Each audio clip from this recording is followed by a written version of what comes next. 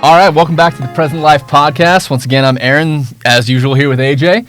And you might already notice we have a few extra decorations here today because we're going to talk about sports, obviously, but more specifically, the intersection of faith and sports. And I mean, honestly, in a world where sports often dominate not just family schedules, but the thoughts, the hopes, the dreams, I know it was for us as kids and of our students, how do we reconcile kind of having this love for sports while we also have this love for Jesus? And how do we kind of navigate that balance in some way? So we're going to talk about that a little bit, and also just how can we make sure as dads that our kids are focusing on the right audience on the field. You know, not the recruiters or not the coaches, but once again, audience of one here.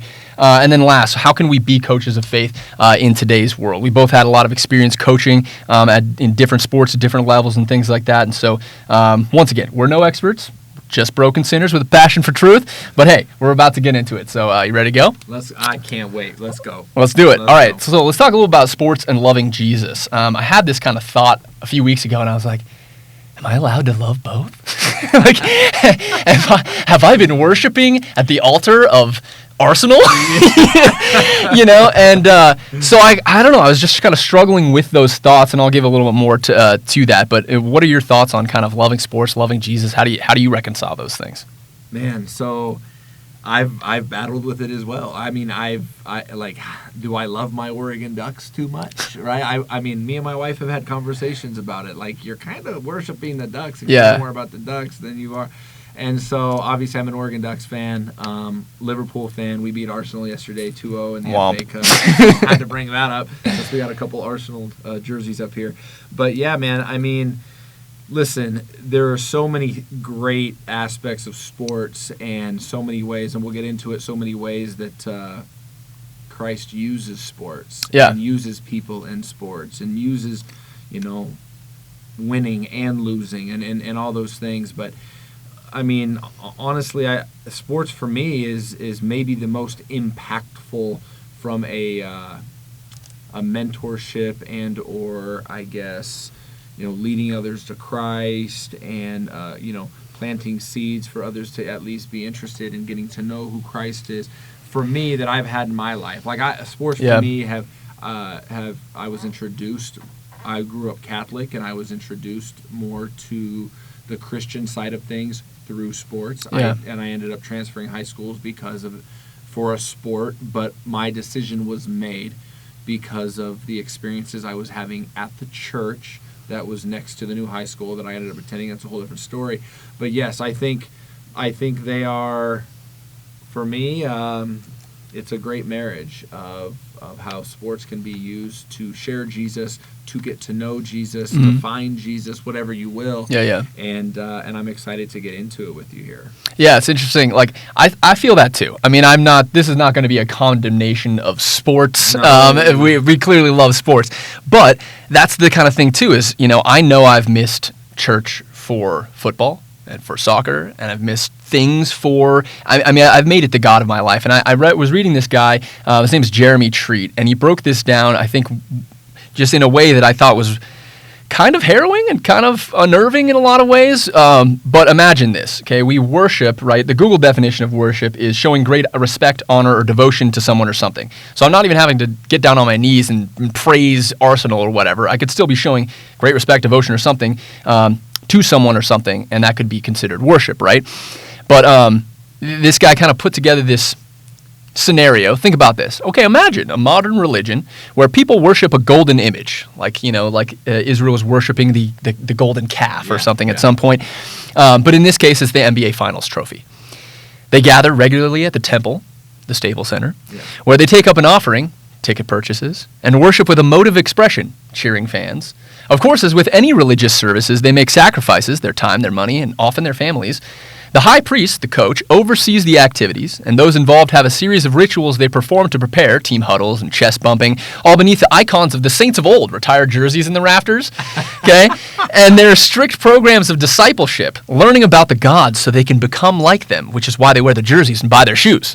Oh my God. And I was like, oh my God, I'm a mess. So there you go. Oh my gosh, there ain't my bad too. But I'm like sitting here and I'm like, is that really what I've been doing? Like my whole life, have I been, I've had an idea of who God is, and I have an understanding of who Christ is, but I still find myself, I think, worshiping at the altar of sports. And it's a way that I've always been able to justify in some way, the passion of the cultures of the World Cup, for example. There's just such an emotion, and it's about more than just sports. And that's this guy's argument here in some way. It's about more than sports, but it's got to be less than God. And I think that's a great way to think about it, kind of like you said, is if we have the gospel with sports, it can be this incredibly amazing thing. But if it isn't, it can just be a game, or it can just be your God, which is tough. So yeah, that's it. That's really interesting, and I didn't know I was going to get called out. And I feel all these different feelings that you're making me feel right now, but you're right, and it's like anything. It's like drugs. It's like alcohol. It's like drinking wine, whatever. You can't do it in excess. There's a line. Right. Like there's a line that if you cross, it becomes unhealthy. Totally. And it becomes inappropriate, if you will. But there's also an aspect to it, like all things. God can use all things for good. All things are here because He has allowed these things to be here.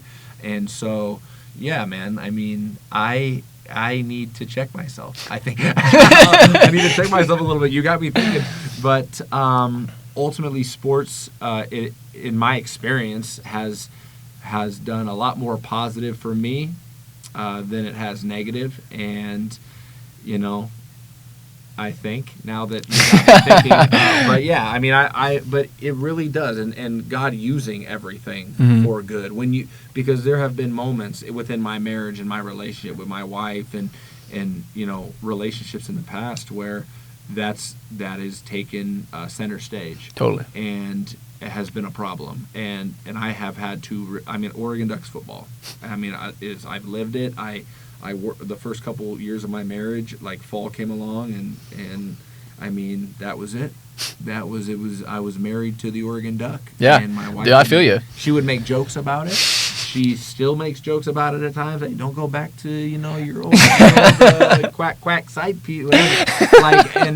So it's definitely. But coming out of that and going through that, the things that I've learned and have been able to take from that and within coaching, translate to coaching and whatnot has been phenomenal. So just another one of those things that I've gone through that you also have as well. That God takes. And He now uses for good, even though it was a thing that was not of God for God.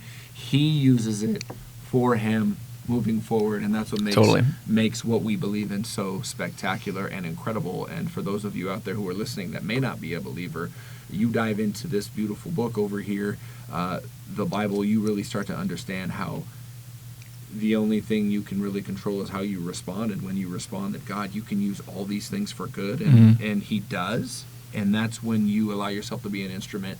And as a coach and even a teacher, that's what we're called. That's why we do it, right? You love the aspect of mentorship from a teaching standpoint and a coaching, high school baseball coach, and that's why I've coached as well. So, yeah, man. Quit making me think so spot in front of the camera. Yeah, no, I feel the same way. I'm a USC. I went to USC guy, but it's when I was telling I was telling somebody earlier today, like when I got married, I was just 10 to 8 on Sundays was football. Yeah, that's just what we did because in the fraternity, you just watched football on Sundays. Yeah, everybody ordered pizza, you got some burritos, and you sat on the couch for 8 hours and it was fun, but it was also, then Sarah's like, well, you realize you can't do that anymore, right? I'm like, well, why not? We got a TV, we got this awesome couch. And so, then I realized it's funny, in the time that we've been married, I've become more and more of a soccer fan. I became a soccer fan in 2010, but it's become more of my favorite sport for a lot of different reasons, but I think honestly one of the biggest reasons is because I can watch it before she wakes up sometimes. And so, like, I'm done with my, soccer watching by like 7, 8 a.m. And I'm like, okay, cool. I can make breakfast. I can be a great husband and dad. And you don't even know. And so, but then that's me too, sitting here being like, let me figure out a way to justify getting my fill, And I'm like, is that an addict? Like, what am I doing here? And so I got to get sports so bad that if I can't have it at 2 p.m., I got to have it at 6. Yeah. I'll watch curling if it's got, it's like, and so, there's some issues there. And I think there's, that once again, it's.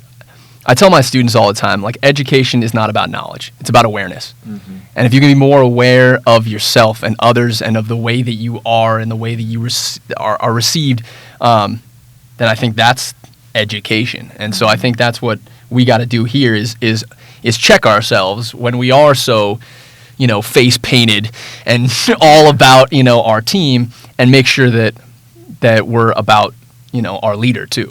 Yeah. That's funny. In 2010, I became a soccer fan. Yeah, World Cup. Yeah, buddy. Uruguay, Netherlands, and that's so. We definitely have had that conversation. Yeah, he was Uruguay and it was Netherlands. It was Robin van Persie for me. That's right. That's right. Yeah. And I remember talking to you about that. But yes, I was the same way when I started having kids. It was more the Liverpool games that were at 4 a.m. And I remember having Lila, my firstborn, when she was just a baby, when she would wake up in the middle of the night, I would always be like, "What time is it?" I got her. Me too. Sit there, I would watch games, holding the baby, and I was like, "Yeah, I'm the man. I'm him right now. Yeah. I'm the best dad ever. I'm the best husband I can." And anyway, and now she's a huge soccer fan. Yeah. She's a soccer player, so maybe that has something to do with it. But anyway. So funny to think back to that, and that we've kind of gone through the soccer thing together. Yeah, and then we just pretty watched crazy. the other day together. I know, good times. We did. Yeah, it's dude. I mean, soccer. I trashed soccer so much when I was a kid, Same. and there's no sport I love more now. I was a guy that said soccer is cross country with a ball and all that. Yeah. And now it's like it's by far my favorite thing to follow, to watch. And so we are a lot more alike than we did. Well, hey, good thing we're doing this thing, right? So let's keep on rolling. Let's talk about, once again, some youth sports. We're talking about kids here, too. And I think when we talk about problems in society and we talk about, education or we talk about sports, I think the biggest thing is we're misleading kids on what's important, what sports are supposed to be about. And we think about this internal perspective. So, I don't know, talk a little about your experience with people having the wrong idea of what that is and maybe kind of what it should be, but also the problems maybe you've seen in our youth sports here. How much time we got? Man, I'm telling you. So the biggest problem in sports today is parents. Parents are the problem because a lot of parents, they're more worried about how it makes them look or their status in society or amongst their church or their friends or whatever. And parents really just find ways to ruin sports for kids, for coaches. I mean, it's tough to find good coaches and all this type of stuff. But for me, I think we really missed the mark as parents. Not every parent, but overall, as parents, I wish people would understand that if you want to be a coach, go be a coach. Totally. But because I think we're missing the mark in the sense of, like, kids are watching and they want to be like their parents. They implement things in their lives that they see their parents doing and saying and how they act. And man, I'm seeing it everywhere these days in youth sports. I mean, I've been a high school coach. I've been a club coach. I've trained and coached college kids and middle school kids and 4 different sports and all that. It's at every level. It's in everywhere I've been. It wasn't as bad when I was over in Europe. It's a little different. I mean, I'm sure it's still brutal because everybody knows everything. Well, I think just on that, in terms of Europe, I mean, the difference is what they do for kids at the young age. Like, if you want to go to a soccer academy, for example, here in the United States, it's going to be $8,000 to $20,000. Yep. Like, whereas there, they see somebody that's good and they'll pay for them. Yeah. And I'm going to actually touch on that because you're 100% right. When I mean, youth sports is $1 billion industry and it's extremely expensive, especially when you start talking about sports like soccer and volleyball, and and things like basketball as well. Cheerleading, all that stuff is very, very expensive, and I know because I'm getting into it. But I think that is harder for parents to not want to have a say as well. So I'm a little bit more sensitive to that. Yeah, it's tough. But you got to know, everybody just thinks they have a clue. Yeah. And not a lot of people actually have a clue. True. Like there are, and I'm going to say this, and I'm not want to hurt any feelings, but I'm going to be honest. There's so many bad coaches out there that just don't understand what their role is supposed to be and should be, and but also parents as well. There's just so many parents that, like, I hear all the time since I've moved to Idaho. I hear all the time, I don't want the kid to get burnt out. I don't want him to get burnt out playing the game. Well, let's get something straight, folks. The kids do not get burnt out on the game they love to play. The kids get burnt out on the parents and the anger and the frustration and the opinions and all these. That's what burns kids out. Yeah. And me and my wife had the conversation a few days ago, and because we were at a volleyball tournament, and she's like, a lot of these girls that aren't playing in college, that should be playing in college, they're not burnt out from playing the game they love necessarily. Maybe a kid here or there, whatever. They're just over it. But they get burnt out from all the extracurricular garbage, the negativity, and the heaviness that comes with that. Because ultimately, that stuff ain't from the Lord. Yeah. I mean, and it's hard for me, being a former college athlete and a coach at a high level, to sit back and watch my kids and be like, oh my good. My wife has to be like, if you got a problem with it, go coach, dude. Yeah. You're not going to be that parent that you complain about all the time. Yeah. And it's difficult, and I have a level of sensitivity towards it, but ultimately where I think we miss the mark is I think we don't understand fully that it's what's meant to happen is going to happen with your kid athletically. Yeah, okay? If they want extra training and extra work, great, give it to them. But you can't go into it thinking, if I'm going to, I've heard a bunch of parents, if I'm going to pay for this, you better get a Division I scholarship. You better be able to pay me back down the road. I'm like, man. You've heard them people say that? Oh, God. Dude, recently out here in Idaho High School basketball, I'm not paying for my kid to go to college because all the money I put into their youth sports, if they aren't good enough to get their college paid for, then I'm not helping them. I'm like, man, that's something. That's one way to look at it. That's something. That's something. And listen, I understand it's expensive, but you have to understand the point of athletics, which is what we're talking about here ultimately. It's to build relationships. It's to learn teamwork. It's to learn all these life lessons that we were just talking about on our previous episode. School's not going to necessarily teach you. Yeah. Like they've got enough struggle. The public school system and the education system today has enough problems of its own. Like sports is so good and meant for those things, those positive, call them characteristics or character traits, if you will, that need to be developed in kids. And I'm not seeing it. I'm not seeing it a lot. And that's why when you find a good coach, stay with them. Yeah. Because there's so many people that find a good coach, and there's so many times I've coached kids, and I really focus when I coach. I really focus in on the human being.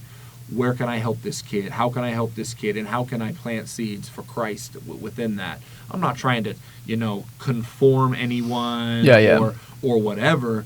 But I know that the fundamentals of the Bible and who Jesus is and the way he loved and he lived is what every one of these kids needs, because that's what every single one of us needs. And that's what that gaping hole in every one of our hearts that we try to fill with all these other things in the world is meant for. Is meant for that love, and God is love, and God is the only true, source of love, and sports is supposed to be used, and coaches have an obligation, and teachers have an obligation, in my opinion as well, to do what you can to fill that hole and fill the gap. And I heard a saying the other day that, it takes a village to raise a child, and the quote was, hey, I've seen the village, I'll raise my kid on my own. When it comes to like the school system or athletics for kids. And so, I kind of ramble and rant on this, but to answer the question, man, I think there's a lot of places that we're missing the mark, but ultimately it's like you put kids in sports and you have to know why you're putting them. Everybody thinks they're putting their kids in sports to be a professional athlete. If that's meant to be, it's going to be. Yeah. Okay? That's just it. You can't put a burning desire inside of a kid. Mark Totally. DeRosa, former Major League Baseball player, just came out and said that. He goes, you cannot place the burning desire to be great inside of a kid. You can place a kid in a situation and let them learn and let them love what they're doing and enjoy it and live and have positive experiences. And then what happens from that will happen. So that's a big ramble and rant as I'm gonna go on. I promise. Sports makes me do that. Hey, no worries. Hey, I love that you're using the phrase "miss the mark," because just side note, educational side of things, like sin. That's what it means. It's an archery term meaning to miss the mark. And so when we sin, we miss the mark. And I think we're missing the mark in terms of, like you said, the purpose of sports. And I feel like the purpose of sports, being a reluctant Raiders fan that I am, and the phrase "just win, baby," even though we don't do that a whole lot. Wow. I think about like that's what we think about. Just win, baby. Or like I can't remember who said the phrase "winning isn't everything. It's the only thing." That's what we've grown up with, is that you win and that's what gives you glory. And I think that's the problem, is they're right. When you win, you get glory.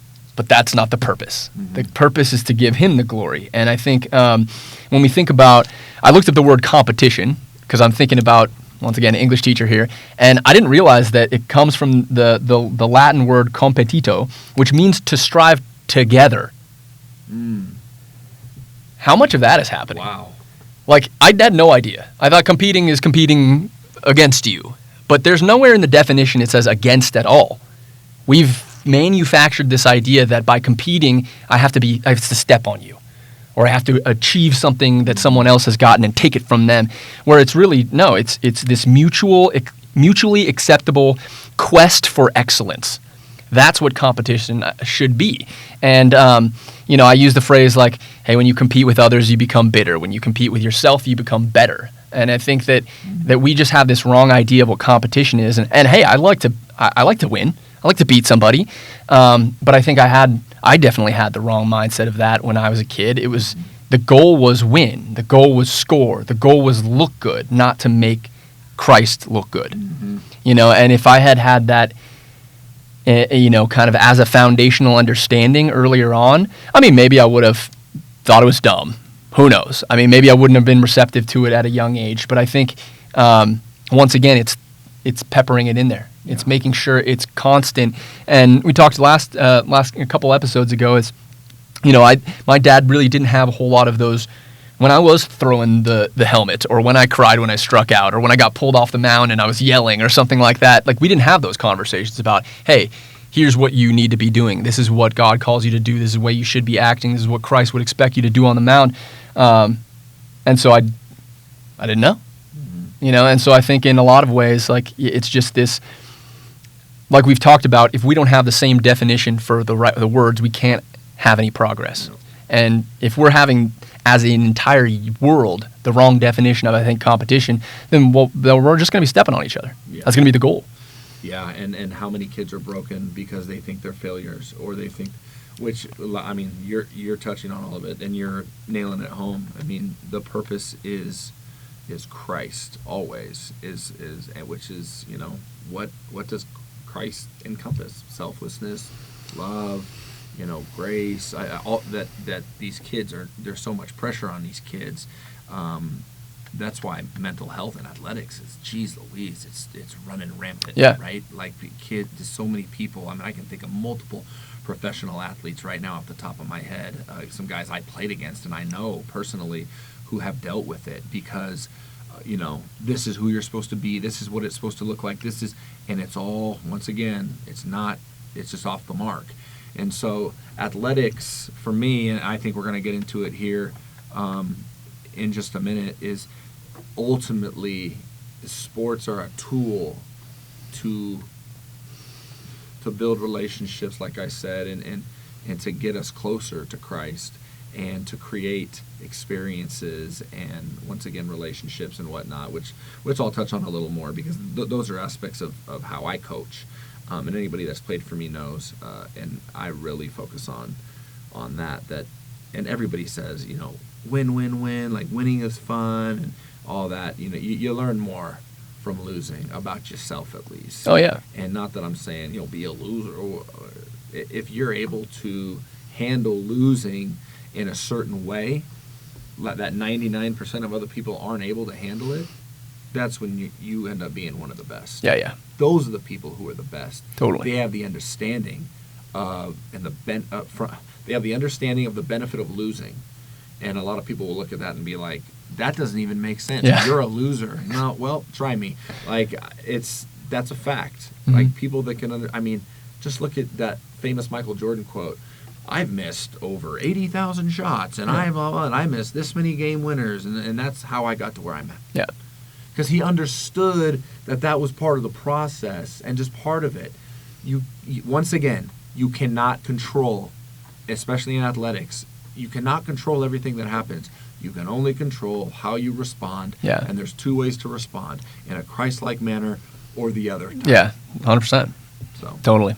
No, all right, let's keep on rolling. Since you're just talking about coaches and faith too, I mean, obviously we're coaches of faith, and it's been, I don't know, the first thing I think about coaches and faith is praying with your team. And I think about, like, I have not done that as much being a public school coach. Honestly, I just haven't felt as comfortable necessarily doing that. And then, but I've had a team that has done that on their own, and it was the most connected and most successful.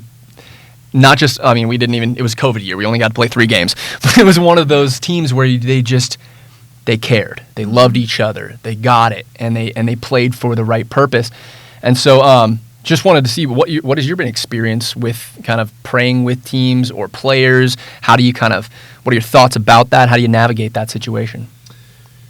So I coached at a high school out here that was a public high school, and there was a conversation after one of my first practices. I started a basketball club for that school, and I was in charge of a bunch of teams and whatnot, and I brought up Jesus at one of the first practices when they appointed me director of the club, and I was coaching at the high school level as well, and this was more obviously the club stuff, but we had our first board meeting, if you will, because it was the type of place that has a board for a club. Yeah, you could probably guess. Yeah. But anyway, they told me, hey, we heard that from one of the kids, whatever, that you mentioned this at practice, and I was like, yeah, no, 100%.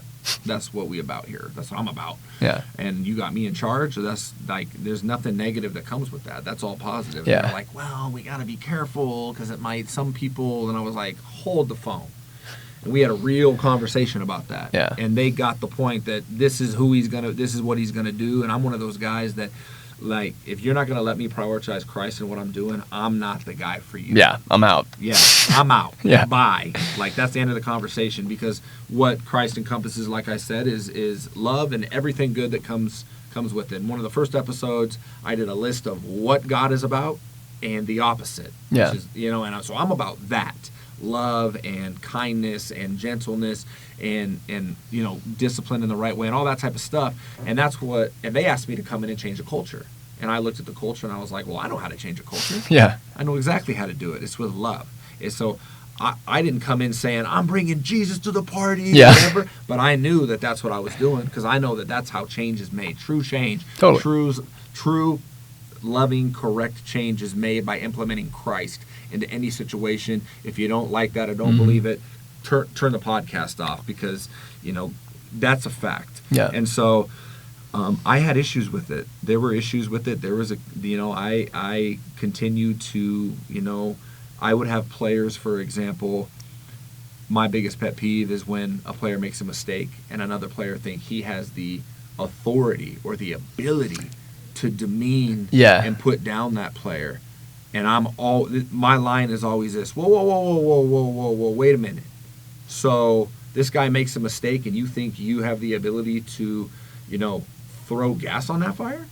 How you think that makes him feel? Call him out, make him think about it, make him tell me, like, well, probably upset and probably. I'm like, okay, so he's not perfect. Are you perfect? Is your name Jesus? Yeah. Are you Jesus Christ? No. Then you ain't perfect, because he's the only one that was and the only one that ever will be. So how should we go from here? Not be negative. Yeah. Keep the negativity.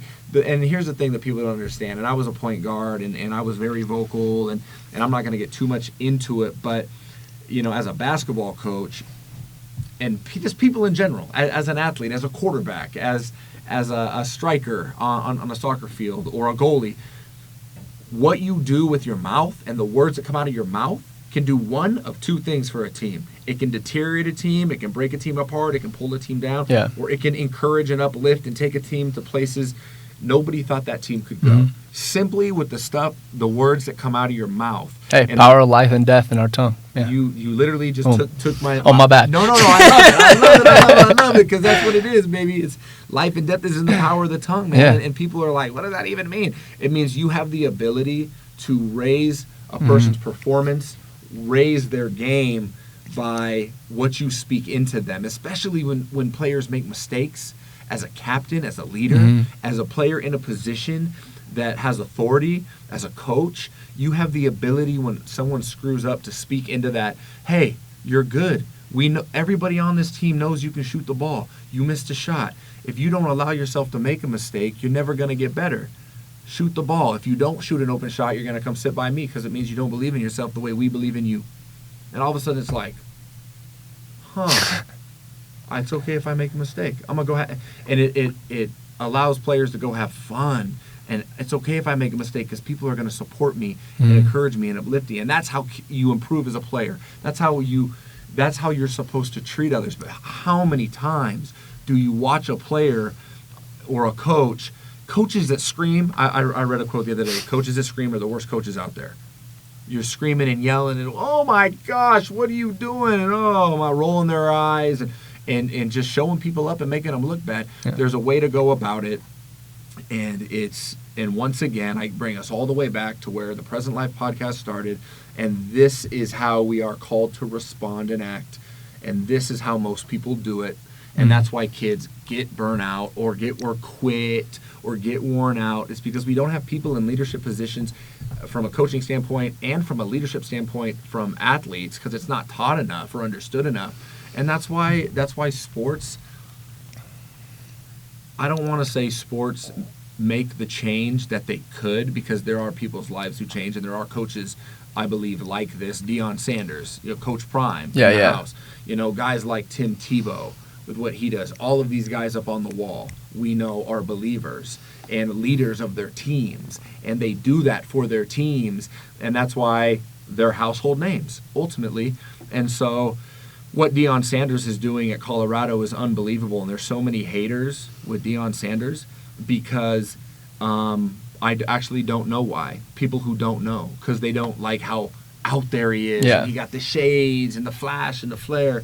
But ultimately what Deion Sanders is doing is he's changing lives for Christ, and that's why kids are going there. And there's kids that don't want that, who can't handle that, who want to prioritize the money and the other things that are leaving.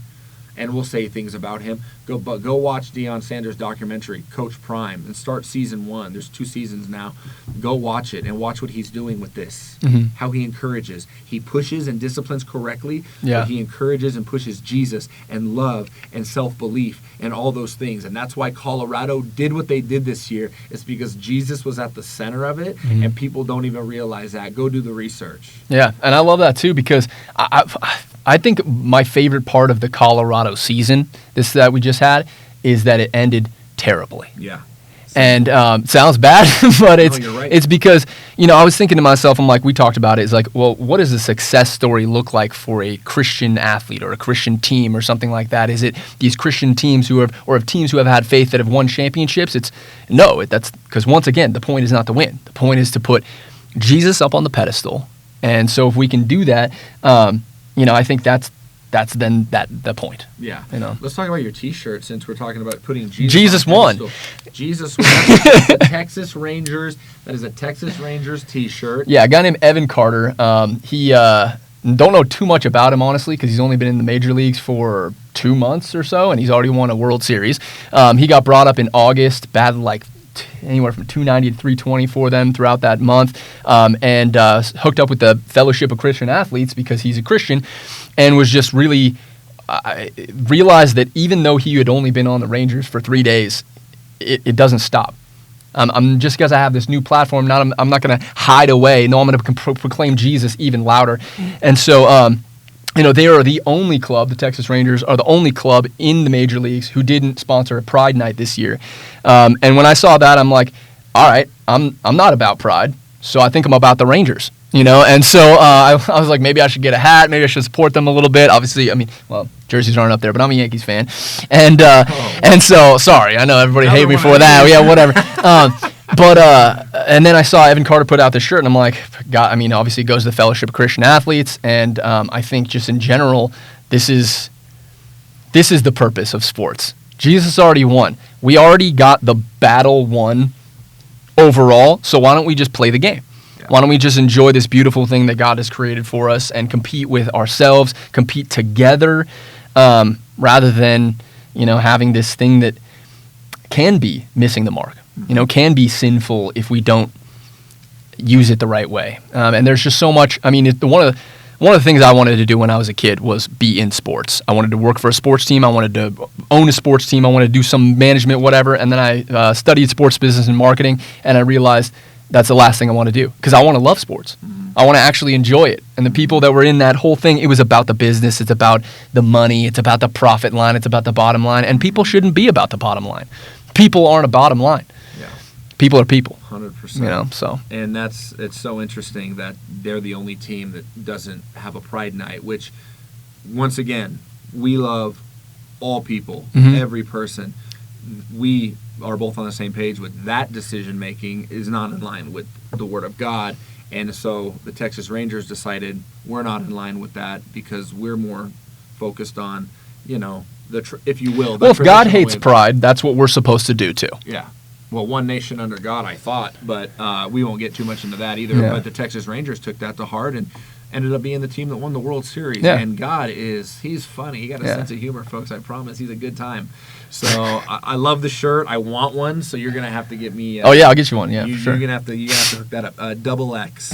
Okay. I've been lifting or whatever or eating. Or eating, yeah. Hey, dude, I'm pretty. Whole holiday season was a little rough. Yeah. Look at you busting out of that shirt. Yeah, it's a smaller one, but yeah. Hey, anything else you on your mind today before we wrap up here? I really want to nail home the importance of your mouthpiece. And I have another podcast I do. We talk about it there as well. We just did a podcast on point guard for basketball leadership and how you can affect the people around you.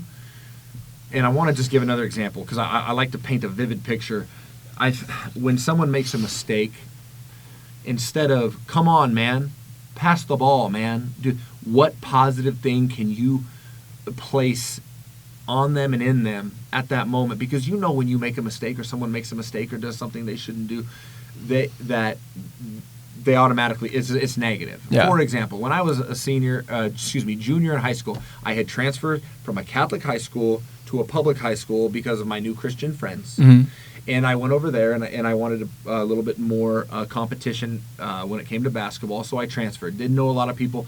My parents split up the first month at my new school. Oh, dang. So it was very like, oh, boy, what's going on? So a lot going on in my life. So everything was basketball. I got lost in basketball. It was what I love to do. We come down to the last game of the year. We're playing our rivals. We had beat them. They had beat us. We played at a neutral site, which was actually at a place that I had played at my previous school. They were the rival of my previous school. Oh, yeah. And that was the gym, so I was familiar with the gym. The winner of the game went to the state tournament. The loser season was done. And I had transferred there. Now, it was a big deal, and we were supposed to make state for the first time in forever and all that. And comes down to the last game to go to state or not, and we play them. And we are up one. No, tie game. Tie game with 5 seconds to go. They have the ball. They call a timeout. We're in a zone, and we're trying to send it to overtime. And we had been up 8 with 2 minutes to go, and they came back and tied it and got the ball for the win. And so we kind of melted down. And they shoot a 3 and miss it, and I grab the ball with 1.2 seconds. I turn to the ref. I say, timeout. Ref calls a timeout. We go to our benches. Ref goes, you guys have no more timeouts. Technical foul. Misses the first free throw. Hits the second. They go to state. We lose. and I transferred for basketball. Oh, yeah. Was the reason, but ultimately, God. I look back now, and God did it for other reasons. But I go home that night, and you can imagine going through what I was going through with my parents, not having as many close friends as all the people that I grew up with were at my old school, all my close friends. So I go home that night, and I'm just distraught, devastated, just broken. And I stay up all night lifting weights, dribbling the basketball, just like, what am I going to do now? I just blew it. And anyway, the following Monday, because that was on a Saturday, the following Monday, I didn't go to school. I was still just distraught. And show up to school, and somebody texts me a picture like, hey, are you here? I was like, no. And they're like, well, there's probably about 500 of these scattered all over the school. And it said, hey, AJ, thanks for the timeout, buddy. Because they were all rivals across the river. Yeah. Like, longest lasting rivalry west of the Mississippi is Oregon City High School and Westland High School. Westland High School, where Peyton Pritchard went, and a bunch of other dudes. So anyway, I went to Oregon City, and so I'm glad I didn't go to school that day, or it probably would have broke me, and I would have gone and whatever. But anyway, later that day, a couple ladies show up to the house, random, from Westland, from where we're from, and they knocked on the door, and I was like, hello? And they're like, hi, are you AJ? I was like, yeah. And they're like, we saw how you responded and how hurt you were after you lost that game the other day, and how it happened, and then we kind of looked into you and however, like, and we felt called to do this. And they had a little bucket of like gummy worms and different things, and there was a little personalized custom Bible, probably like this tall, like kind of small. Oh yeah. And they gave it to me, and they said, we just felt led to give you this and to tell you to stay positive and keep moving forward, because there's things that you're meant to do for the Lord that are going to be great. And I stood there white as a ghost, just like, and I ultimately ended up transferring and leaving because of the new Christian friends I knew through my sister. My sister went to this high school to play basketball, and I was at another one, and I got to know all her friends at her church, and I started going to their youth group, and I got to know them, and was like, man, I would love to spend more time with these people. I feel something different. It's different. Went to the church camp, really changed me. So I ended up pulling the trigger on the transfer. From a basketball standpoint, we were supposed to win state at this other team. Yeah. And so anyway, ended up transferring and ended up leading to that point. The following year, we won the state, our league for the first time in 25 years. We beat Kevin Love and his guys at Lake Oswego. We won league. We went to this state tournament at University of Oregon. Dream for me.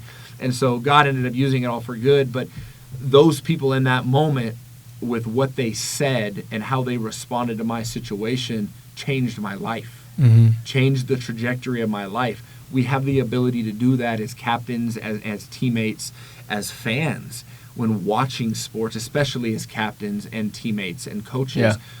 What you say to people and how you say it and how you deliver it matters more than you will ever understand.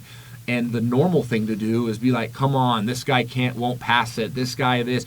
Complain, negativity.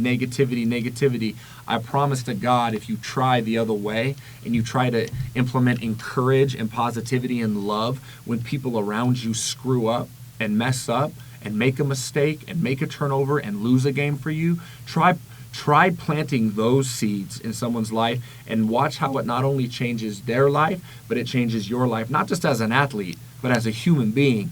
So I really want to nail that home, and I'm going to take this opportunity to rant on that, this whole episode pretty much, but the importance of what comes out of your mouth and the power that it has, people on this earth don't comprehend, and the Word of God talks about it, and I put it to the test. I've experienced it on both sides, and it's incredible, and that's why I love to coach, because I think I can affect lives extremely, to the extreme, I guess, with speaking things that are in there that are positive and loving. And so, yes, that is my final thought. Absolutely. Yeah. I love it. No, I mean, it's important. And I think it goes back to, once again, the purpose of words. God did not create words to destroy us, to destroy each other, or for us to destroy each other. No, it's he built this world on his words. He spoke, and the universe came into existence. That is awesome. Powerful. That's not negative. That's not horrible. So if we're doing negative, horrible things with our words, then we become the Antichrist. Like, we become this agent of evil, and that's clearly not what we want. And I'm glad you said that, because that was the most the most powerful thing that's ever been done is that God spoke this world into existence, and that was through His words, like you said. And ultimately, sports is a tool, that gives us the ability to take this and put it into kids, and put it into people, and plant it into people. And that's why I coach, and that's why I do sports media, and that's why I try to stay positive, encouraging in everything I do when it comes to coaching and sports media and all that. Anybody that knows me knows that that's what I attempt to do. I fall short, I screw up. With my kids, with kids I coach, with myself, being hard on myself. But ultimately, you're right. The most powerful thing that's ever been done was by words. And so I hope people take that to heart. And sports is a tool, bro. Yeah. And you know that, and we talk about it all the time. So use it as a tool for good and to change lives for the better. Absolutely. So. All right. Well, awesome talk, man. Thanks Good for chat. listening. Yeah, thanks for listening to us today. That's it. But please comment, share, subscribe on whatever platform you happen to be on, listening on or watching on today. And if you think you or anybody you know might be interested in sponsoring our podcast, definitely reach out to us on the Present Life podcast on Instagram. In the meantime, we're gonna go watch some sports, right? Let's go watch some sports. Yeah. I mean, there's some stuff on, and we'll read some the Bible too. Yeah. All right. Have a great one, guys.